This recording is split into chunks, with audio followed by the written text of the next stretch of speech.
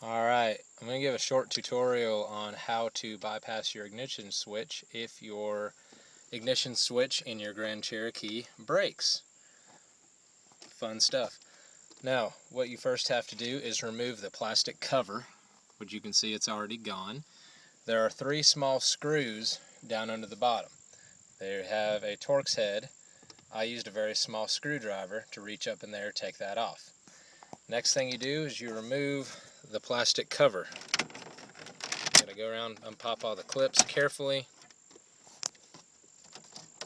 You can see I've already got a push button ignition switch on here. And there are 3 screws. 1, 2, 3. You remove those screws and you pull this box completely out. You have to jiggle it a little bit. Now what I did is I installed where on the limiteds where the heated seats would be. Now, this model does not have that, so you've got an empty slot. Now this is the one I messed up. I had to go get another wiper box. I couldn't get my wipers to work after, so be very careful the first time you take it apart. But as you can see, there's a hole drilled in the front where the empty spot is.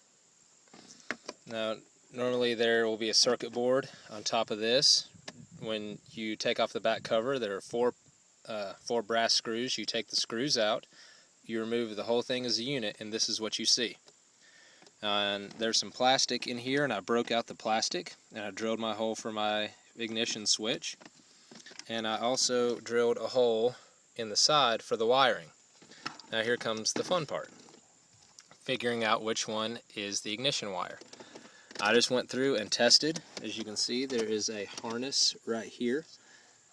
And this yellow wire, the yellow wire at the very end, is your ignition wire. So all you have to do is snip that, and I'm not pulling this back out, but on the back of this there are 2 terminals. All you have to do is hook the ignition wire up to one of the terminals, and I drilled a small hole through the firewall and ran the wire all the way around and connected it straight to my battery. Very simple. Now, if your ignition switch does this is what mine does. See how it's loose in the middle? That's where it broke. I have to go all the way over to the far position, and it cranks right up. And that's it. Thanks for watching.